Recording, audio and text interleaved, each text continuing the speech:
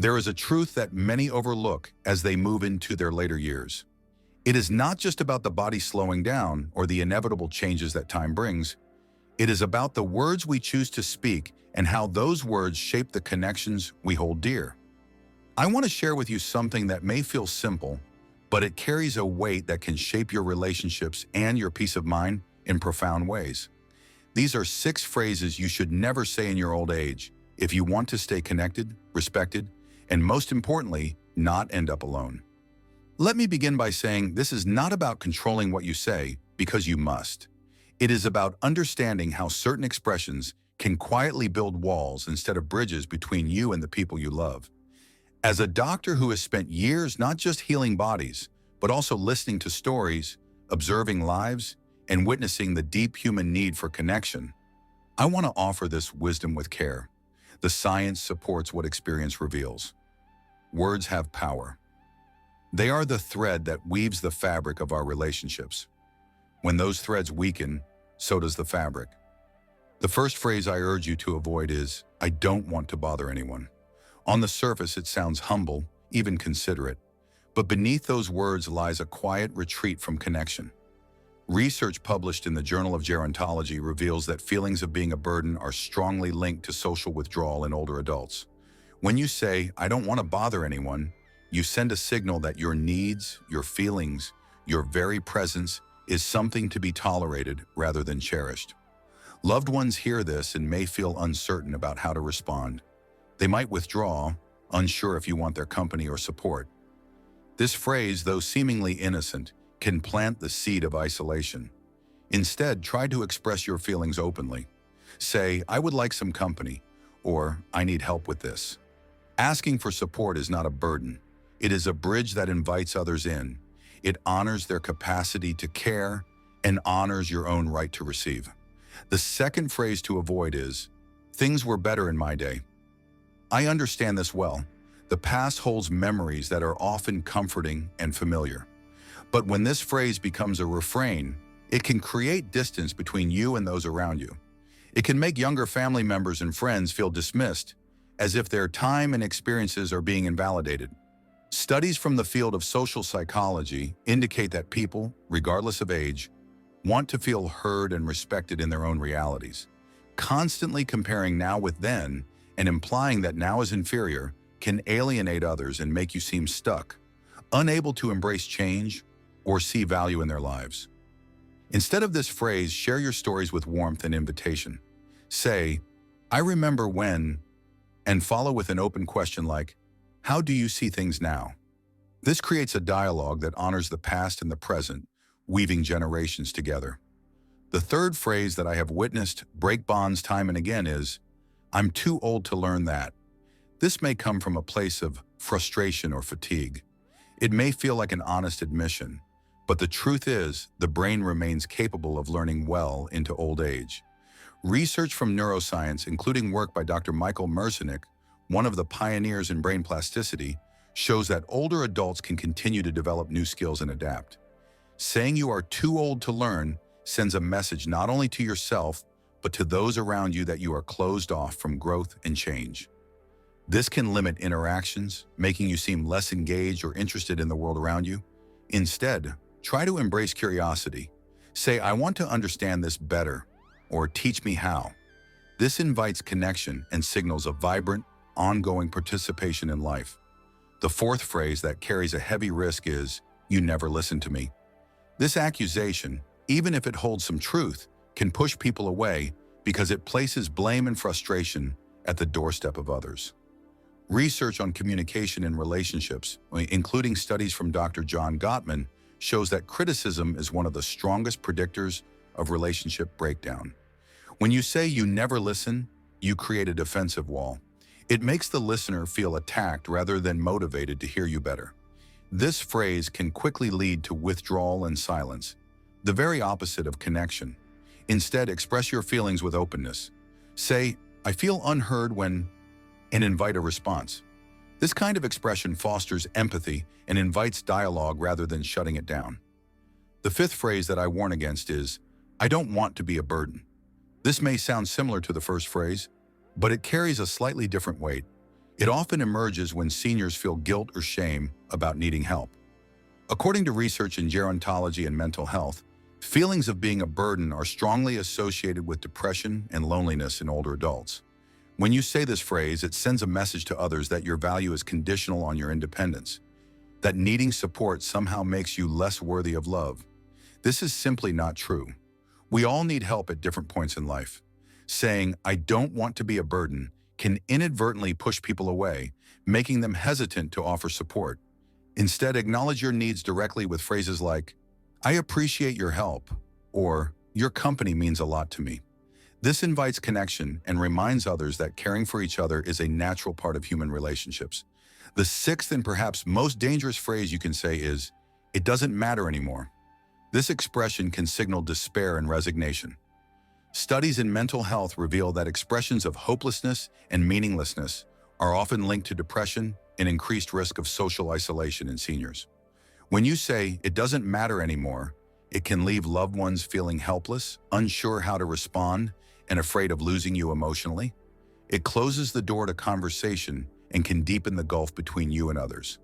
Instead, try to share your feelings honestly, but with openness to support. Say, "I'm struggling with this," or "I'm not sure what to do."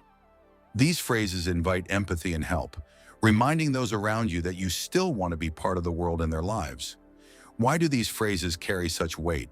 Because words are the vessels of emotion and intention.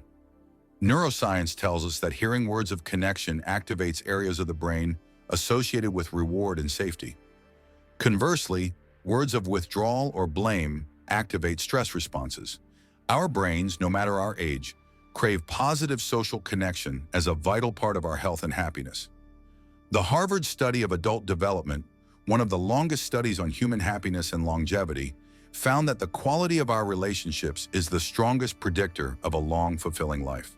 The words we choose directly shape the quality of those relationships. Imagine yourself in a room full of family and friends. Your voice is the thread that holds the fabric of that gathering.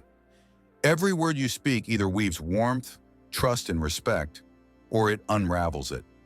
You might not always realize how deeply these 6 phrases impact those around you.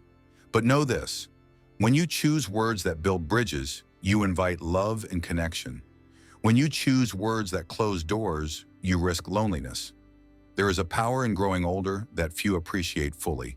It is the power of perspective and choice.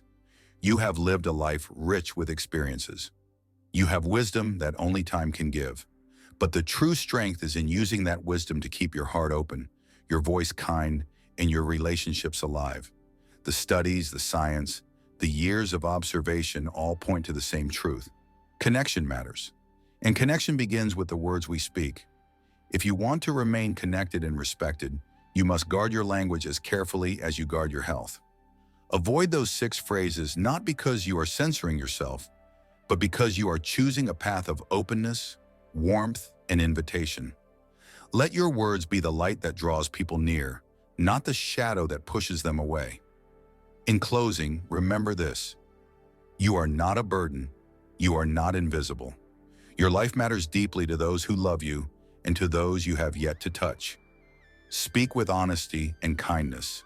Ask for help when you need it. Share your stories with warmth. Listen with an open heart. Reject resignation and embrace curiosity. These choices expressed through your words will keep you connected and respected. They will keep you surrounded by love, even as the years go by. The power of your voice in old age is profound. Use it well.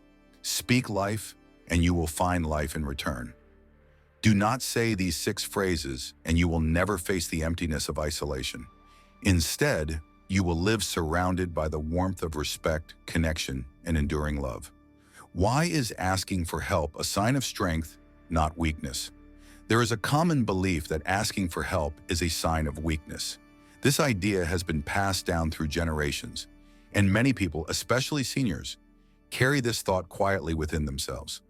But I want to tell you something that runs deep in both human experience and scientific truth. Asking for help is not a weakness. It is one of the strongest things you can do. It takes courage, honesty, and wisdom to admit when you need support. This is a truth I have witnessed countless times in my years as a doctor, working closely with older adults. It is a truth backed by science and essential for your well-being and relationships. When we grow older, many of us feel the pressure to remain independent at all costs. We have lived long lives filled with responsibility and achievement. We want to be seen as capable, strong, and self-reliant. Yet life itself reminds us that we are human. Our bodies and minds change. Challenges arise that we cannot face alone. When you ask for help, you are not admitting failure. You are recognizing a reality and taking an active step toward care and connection. Studies in psychology show that people who seek help when needed experience better mental health and lower rates of depression. According to research published in the American Journal of Geriatric Psychiatry, seniors who reach out for assistance with daily activities report higher life satisfaction and feel more connected to others. The idea that asking for help means you are weak is rooted in fear and misunderstanding. Fear of being judged, fear of losing control, fear of becoming a burden.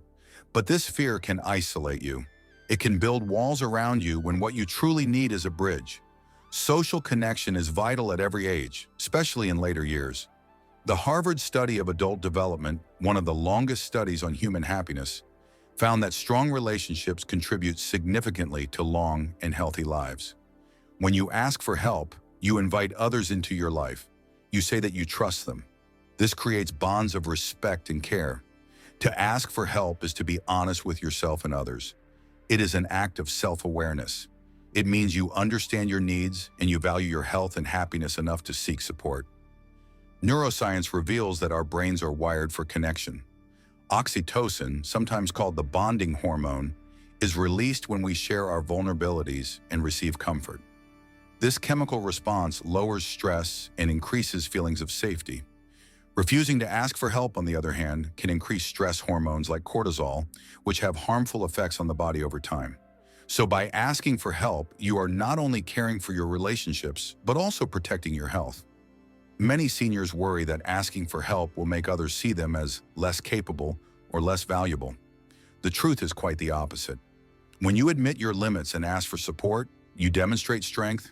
You show that you understand yourself deeply and are committed to living well. A study from the Journal of Social and Personal Relationships explains that vulnerability, which includes asking for help, actually increases intimacy and trust in relationships. It encourages others to respond with kindness and support. Far from weakening your position, it builds a foundation of mutual respect and love. We often hear stories of people who refuse to ask for help and end up isolated, struggling in silence. This is not the path you want to take. When you try to do everything alone, you carry burdens that were never meant to be carried in isolation. It can lead to exhaustion, frustration, and loneliness. On the other hand, reaching out invites cooperation and shared strength. It opens doors to new possibilities and support networks that enrich your life. You might wonder how to ask for help without feeling like a burden. The key is in how you frame your request. Express your needs clearly and kindly. Instead of saying, "I don't want to bother you," say, "I would appreciate your help with this." This small shift acknowledges your needs while respecting the other person's willingness to assist. Remember, caring for one another is part of what makes us human. The ability to receive is as important as the ability to give. Both sides of this exchange matter deeply. Research also shows that communities where seniors feel comfortable asking for help tend to have lower rates of depression and better overall well-being. A study published in The Gerontologist highlighted that social support networks help buffer the effects of aging-related stress. When you allow yourself to accept help, you not only improve your own quality of life, but also strengthen the social fabric around you. It is also important to recognize that asking for help is not a one-way street. When you accept assistance, you create opportunities to give back in other ways. Perhaps you can share your wisdom, offer emotional support, or contribute in small ways that matter. This balance between giving and receiving keeps relationships healthy and vibrant. I have met many seniors who told me that asking for help changed their lives. One woman shared that after a fall, she hesitated to ask her children for support because she feared losing independence. But when she finally asked, she found her family eager to help and grateful to be involved. That simple act of asking deepened their connection and gave her peace of mind. She told me, "It took strength to ask, but it gave me strength back." there is also a cultural shift happening. Today, we are learning more about the power of vulnerability and interdependence. Brené Brown, a well-known researcher, teaches that vulnerability is the birthplace of courage and connection. Her work resonates across all ages and reminds us that we grow stronger when we share our authentic selves. This is true in old age as well. To ask for help is to show your authentic self and invite others to walk alongside you. It is worth mentioning that the refusal to ask for help can sometimes be tied to feelings of pride or past experiences of being let down. If this is the case, it may help to start small. Practice asking for help with little things. Notice the positive responses and the relief that follows. Over time, this can rebuild trust in others and in yourself. There is no shame in taking this step slowly. Ultimately, strength is not about carrying every burden alone. It is about knowing when to seek support and having the humility to accept it. It is about preserving your well-being so that you can continue to enjoy life and nurture your relationships. The choice to ask for help is a powerful act of self-care and self-respect. It acknowledges that we are all connected, that life is not a solitary journey, but a shared one. If you are listening to this and feel hesitant to ask for help, I want you to hear this clearly. You deserve support. Your needs matter. Reaching out is a sign of wisdom, not weakness. It opens the door to healing, to joy, and to meaningful connection. Let go of the fear that asking will diminish you. Instead, embrace the courage that asking represents. That courage is the foundation of strength in every stage of life, especially in old age. In closing, remember that asking for help is a gift to yourself and to those around you. It fosters connection, improves health, and builds respect. It is a step toward living fully and with dignity. Never let the fear of burdening others stop you from receiving the care and companionship you deserve. The strongest among us know that true strength comes from standing together, hand in hand, through whatever life brings.